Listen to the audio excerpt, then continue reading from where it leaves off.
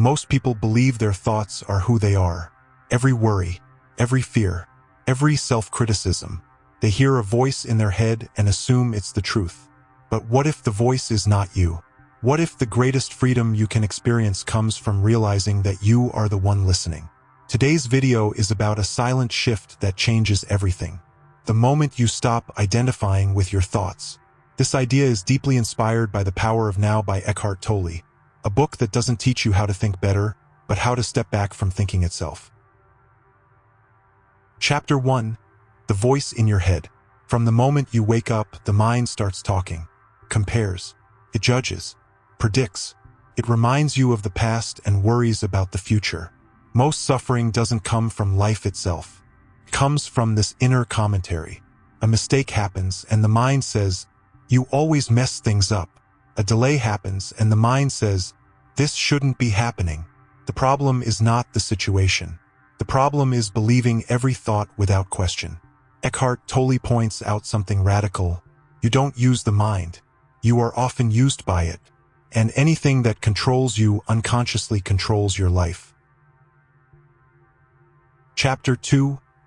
Identification is the root of suffering. A thought arises, then another, then another. Suddenly, a temporary mental event becomes your identity. I am anxious. I am broken.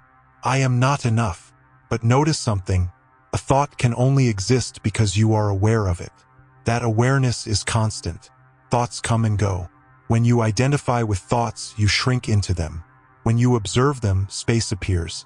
Suffering intensifies when you say, "This thought is me." Freedom begins when you say, "This thought is happening." Chapter 3. The present moment is all you ever have. The mind lives in two places, the past and the future. Regret, fear, replaying, anticipating. But life only happens now. Not 5 minutes ago, not 5 minutes from now. Tolle emphasizes this. Pain lives in psychological time. Peace lives in presence. When you fully enter the present moment, the mind loses its grip. Not because you fought it, but because it cannot survive without time. The present moment doesn't judge you. It doesn't label you. It simply is. Chapter 4. Awareness changes action. This isn't about becoming passive. It's about becoming clear. When you observe your thoughts, you respond instead of react. You pause instead of explode. You choose instead of repeat patterns. Awareness creates a gap. And inside that gap, you act with intention rather than habit. This is where true self-improvement begins. Not with forcing discipline, but with seeing yourself clearly. Chapter 5. Peace is not the absence of problems. Life will still challenge you. Pain will still appear. Loss will still happen. But inner resistance dissolves. You stop asking, "Why is my mind like this?" and start noticing, "This is a thought, and it will pass." Peace is not found by controlling life. Peace is found by no longer being controlled by the mind. As Tolle writes, the moment you become aware of unconsciousness, it begins to dissolve. You are not your thoughts. You are the space in which they appear.